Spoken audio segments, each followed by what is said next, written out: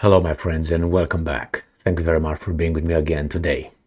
Interesting article, interesting statement coming from Duda of Poland. And I'm telling you that there are a lot of Ukrainians and Poles that would say, What? What did you say? Really? All right, so let's see what's going on here. So here is the article where Duda believes physical border between Poland and Ukraine will cease to exist soon. This comes from Sputnik, today, April 6, 2023. Now, we are certain that we have different, we envision this in different ways. Like, what do you mean believes physical border? What do you mean? They're going to be united? They're going to form that little union that they're trying to talk about? That, I think, would be impossible unless Ukraine would be part of the European Union, if the European Union will still be around by that time. So let's see. Details, right? Details are very important. Polish President Andrzej Duda on Wednesday expressed his confidence that a physical border between Poland and Ukraine will cease to exist soon after the end of Russia's special military operation in Ukraine. Well, it depends how it ends, my friend. So if the Russians win, which is accomplish their mission, then the border will be there, unless Poland will invade or say, you know what, we're going to protect our Poles in the western part of Ukraine. So if Russians, as I said, succeed, then Poland probably will come and say, maybe we're going to come and defend them, like remember the Sudetenland and others, like Texas and Mexico, United States, remember that? Okay, that's how it started, and people copied. So we have here this guy saying that. Now, if Russia somehow, I don't know how, I mean, the only way I see Russia losing is if this guy is decapitated, as I said, the leadership of the Russian Federation, which is about, at least 300 people, generals, Putin, and all these guys in one day. Because if they don't do it in one day, civil war will take care of the usurpers. It's not going to be an orange revolution, if you know what I mean. Do you see that orange revolutions occur only in certain kind of countries, but not in other countries? And the answer is because we are the perfect society. Yeah, all right. So let's move on with this article here. And I'm quoting Mr. Duda. I hope there would be no physical border between Poland and Ukraine after the end of the war. Details on the western part of Ukraine, Lviv and all that, Lvov, especially when Ukraine becomes a part of the European Union, especially. Okay, so that's one scenario. So that ordinary people, while traveling from Ukraine to Poland, would not know at all where the border used to be and would recognize it only by the buildings located somewhere in a distance where border checks used to take place. End quote. Duda told a Polish-Ukrainian economic forum in Warsaw, adding that he had, and I'm quoting, no doubt that in fact it would be so. I don't have any doubts too, but the details, my friends, details. Ukrainian President Volodymyr Zelensky signed an application for Ukraine's accession to the European Union on February 28, 2022, 4 days after Russia launched its special military operation. On June 23rd, European Union heads of state approved candidate status for Ukraine and Moldova. To start accession talks, the countries need to fulfill a number of conditions, including wide-ranging reforms. That would be ignored. In late September, Zelensky announced that Kiev was also applying for fast-track membership to NATO. I didn't know that such a thing existed. NATO Secretary General Jens Stoltenberg, commenting on Zelensky's statement, reiterated the alliance's commitment to the right of each country to determine its own path and to NATO's open door. Open door doesn't mean every country will be admitted, but will accept their application policy, but stressed that the alliance would concentrate its effort on assisting Ukraine to defend itself. Why? Because we're good, they're good, Russians bad. End of story. So, Poland. This is my view on this one, according to my historical knowledge of history. statements, patterns, human nature, and nationalism, patriotism, and all that. If you think that Poland helps Ukraine because they're brothers, well, then everything can be sold to you, okay? That's not the case. Each country, each person, each nation has its own interests. And Poland, its eyes are on two things here. One is Russia, because they, let's put it nicely, don't like Russia. And Russia doesn't like Poland.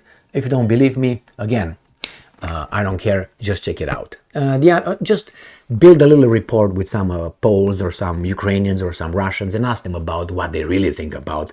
I know that for a fact.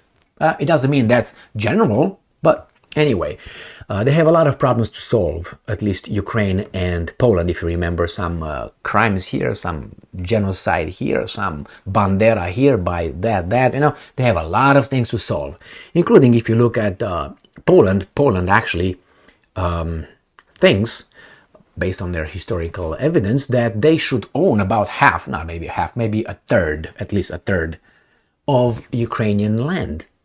Look at history and see how they view Poland as being, how great Poland used to be at one point. And you're going to realize that at least 1/3 of Ukraine belonged to Lithuanian Polish Union or something like that. From Ducat, I can't pronounce the name. Anyhow, like a duke, but they, you know what I mean. And they had this little alliance, and it was a big, entity at that point. Even went to Moscow, so that's why Russians loved them a lot. And not only so, didn't go to Moscow to play tennis or anything. They went over there with their swords, and the other guys returned the favor. And so it's a lot of historical bad blood between countries over there. So if people become friends, that's very nice. Hard to believe. And that's one thing. That's Russia. And the other one is the territory. So these 2 points. This is the main thing that Poland wants. I don't see anything wrong with that. I'll tell you why. You are entitled to see things the way you want to see them, good or bad. And it's not only that. Hungary sees it the same way. Not with the first point, which is Russia, but the second one with Transcarpathia. They think that should come back to them, since they allege, the Hungarians allege, that, or claim, or accuse the Ukrainians for not respecting the Hungarian minorities' rights in Ukraine. Romanians said the same thing, but Romanians are weasels, so forget about them for now. Okay? Romanians are those guys who stay under the tree and wait for that fruit to fall, instead of shaking the tree or climbing up or hitting something to get the fruit down. They're like, today, damn it. All right? The Hungarians and the Poles, on the other hand, are, they say, I'm going to climb up. I'm going to shake the freaking tree until that fruit falls down. So it's a little bit of different mentality. I applaud the Poles and I applaud the Hungarians. I boo the Romanians, but what can I do? I come from there. That was one reason why I came here, for lack of virility, if you know what I mean. So this union will probably happen, not the whole union, unless, as I said, somehow Russia disappears, and will not disappear. I don't foresee it I don't foresee that happening unless Yeltsin comes back, and even under Yeltsin, other things could not have been done, but they were done, like the bombardment of Yugoslavia. So, and on the other hand, you look at Zelensky deciding for Ukrainians. I mean, I know Ukrainians, and I know how they think about Zelensky, Reznikov, Yermak, Zhmyhal, being in charge of, all that, and about this union, when there will be brothers somehow with Poles. In their brain is like, no, the Poles will take over. Remember how the Austria-Hungary created? It was not like the Hungarians, I know you want to use it as it was a union between the two, blah blah blah. No, it was Austria actually being in charge of Hungary, more or less, right? When that was Austria-Hungary. People might say no, no, no. Well, okay, no, no, no, you keep that one, I keep mine. That was one. This kind of unions, when you have unions between, sometimes one is stronger than everybody else. The same, you had Czechoslovakia, the same. You have the Czechs and the Slovaks. The Slovaks said the Czechs are in control, which, I don't know, maybe you know. And again, Yugoslavia, those guys said, oh, the Serbs are in control. The same, Soviet Union, the Russians are in control. It's always a group that is in control a little bit more. So what do you think is going to be between Poland and the Ukrainians? The Ukrainians, their economy is going to be dead. Their society is going to be decimated. Who do you think is going to come with investments and buy all the lands over there? Who? Do you think the Ukrainian oligarchs are going to go to Poland? They go to the United States and buy shit, not to Poland. But the Poles will come over here and take over and say, well, you know what? Actually, we own most of western part of Ukraine. So how about we, if you know what I mean. We'll see, my friends. We'll see. We'll see. Thank you very much for being with me again today. Stay strong, stay smart, look for the truth, and be just.